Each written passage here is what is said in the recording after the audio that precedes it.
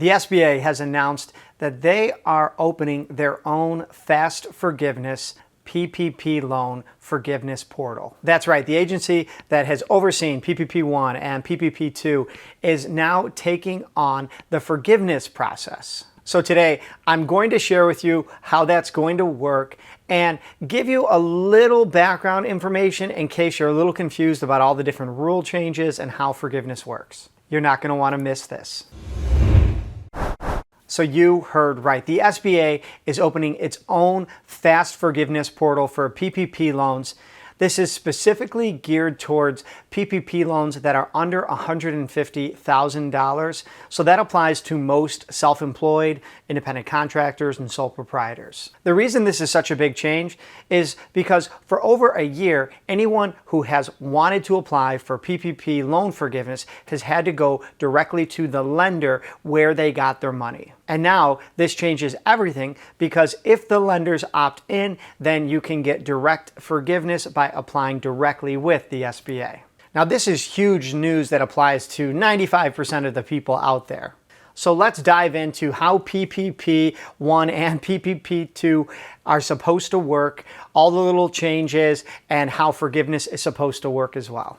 Oh hey, and real quick, if you haven't already, go ahead and hit that little thumbs up button.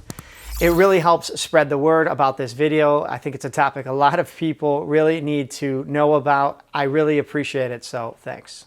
So way back in April of 2020, small business owners, independent contractors, the self-employed, and all other United States businesses could apply for a PPP loan. These funds originally were designed to replace a little bit of payroll and some approved expenses during the government mandated shutdown. Now, to be clear, they were only supposed to cover about 2.5 months worth of the payroll and approved expenses. And at first, there was talks of something like an 8-week covered period.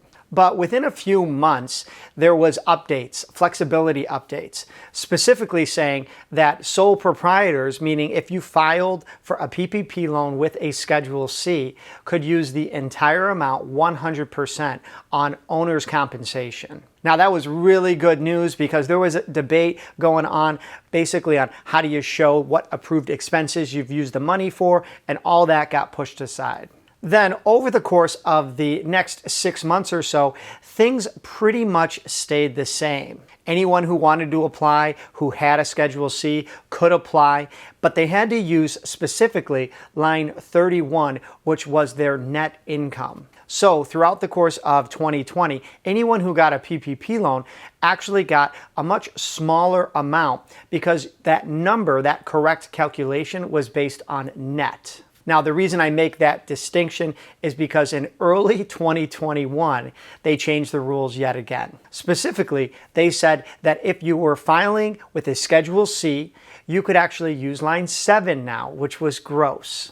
Now, to be clear, that gross income is all the cash, all the checks, any money coming into your business. That goes on that top line, that line 7. The big difference is because that line 31 had all those tax deductions, any expenses you were writing off. So all of a sudden, people could now get a much larger PPP loan. Oh, and by the way, they could also sign up for a second round of PPP funding. Now, the really kind of sad part is they never retroactively made those funds available to people who ended up getting PPP 1 using line 31. They should have, they didn't, and that's just the way it is right now. So moving ahead, the first 6 months in 2021, you had people not only being able to apply for PPP 2, but you were also able to apply for PPP 1 if you hadn't gotten that yet, and of course then get a second round of funding for PPP 2. Okay, all of that's old news. I just wanted to be clear that the rules have changed so many times that people were unsure if they got the correct amount of money, how to quote unquote pay themselves, what type of documentation would be necessary. So let's now dive into how forgiveness is supposed to work and what it's going to look like moving forward. Now, the latest rule changes state that you can select between an 8 to 24 week covered period. That means that based on the date when you got the money, you can use it as fast as 8 weeks or as long as 24 weeks. So you can spread it out. You can pay yourself any which way you want. However, I always recommend and still stand by a 10-week payment period. What I mean by that is they're giving you 2.5 months worth of owner's compensation based on your tax forms. So to me, it just makes complete sense to spread it out evenly over 10 weeks. People can easily divide by 10, and then that creates that necessary documentation that the SBA or even your lender has the right to ask for. Specifically, that documentation is in the form of bank statements showing that the money went into one account and then you transferred it to a different account. In fact, that actually creates duplicate documentation because you have the bank statements from the account where the money was deposited, and then you have the bank statements where you transferred the funds. If you want to dive into my best guidance on how to pay yourself, I will leave a link down below in the description. In addition to using 10 weeks, I also always recommended opening up a separate PPP account, something that's dedicated just for those funds and isn't muddied up with other types of transactions or personal expenses. Now, of course, the forgiveness side of things wasn't simple either. They came out with an original form and some calculations, and it was just confusing and long. Then they came out with what they called the easy form, and honestly, that form is pretty good. But then they came out with a more simplified form, the 3508S, and they even revised that once as well. Now, to be clear, most lenders are not going to have you physically print out or send them that form or that PDF. Instead, they've spent tens of thousands, even probably millions of dollars creating portals where you could log in. Some of your information will pre-populate, and you can simply click a couple buttons and apply for forgiveness. But not all lenders are even accepting forgiveness right now. And herein lies the problem. The SBA needs to get some of these loans off their plates. You know, they are still dealing with EIDL, and there are people who have not gotten their loans forgiven from 2020. Now we're moving into 2021 and 2022. So they need to help streamline the process. So the new fast forgiveness portal through the SBA is designed to help most people apply directly for forgiveness. Also, it's designed to help the lenders, if they decide to use their own portals, do this batch uploading, taking the thousands of different loan forgiveness applications that they've kind of put together and just send them all off instead of sending them individually or in small groups. Also, some of you who got a second PPP loan might still be concerned about how do you show that like 25% loss. And this system is going to help you calculate that. There's going to be something called a COVID score. And if you elect to use it, they're going to crunch some numbers and do some calculations behind the scenes to help approve that second PPP loan to be forgiven as well. So I gotta say, there's some pros and cons to this portal. Number one, like where was this portal a year ago, 6 months ago, 3 months ago?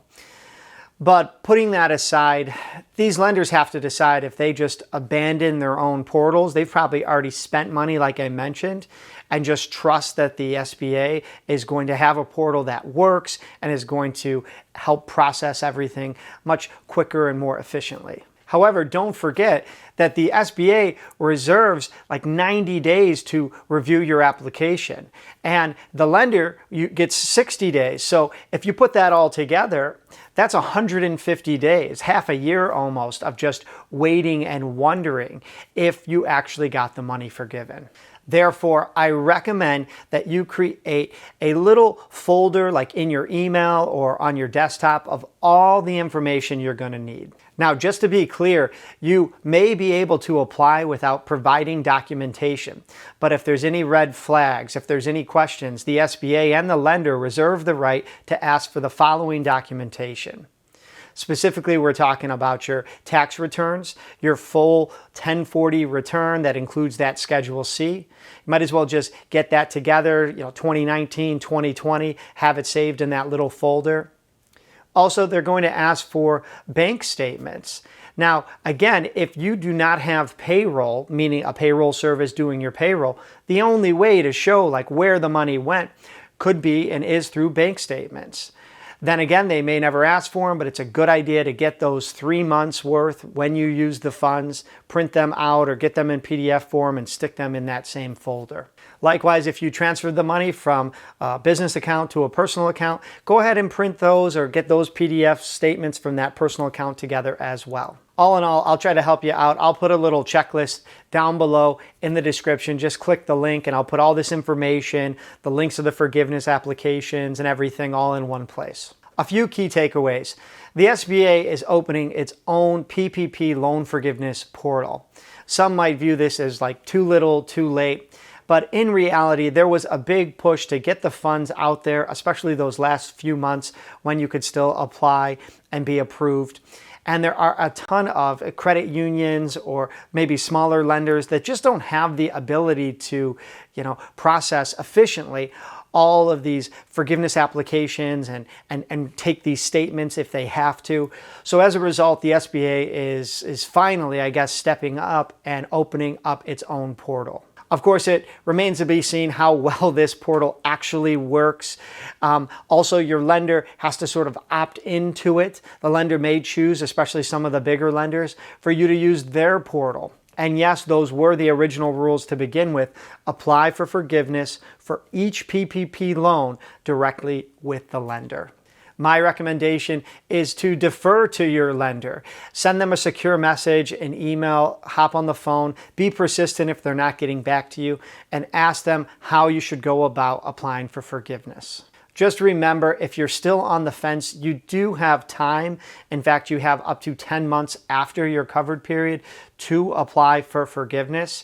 And in that 10 months, I'm sure you're going to be able to get some clear direction from the lender and from the SBA. Hopefully. All right, it sounds like the SBA is trying to put the spotlight on the forgiveness process at this point. So let me know down in the comments what questions you have about PPP loan forgiveness. I will be going live in my private Facebook group for a PPP Forgiveness webinar. It is completely free, so if you want to check that out, feel free to join. Also, I am available through my website to book for a private one-on-one consultation. I've helped hundreds of people take a look at their documents and make sure everything looks the way it should. If there's a problem, how they can get in touch with their lender. So if you are looking to book a call with me, you can do so directly through my official website. All right, if you're new to the channel, please don't forget to hit subscribe and ring that notification bell. All right, as always, I'm Rich, and until next time.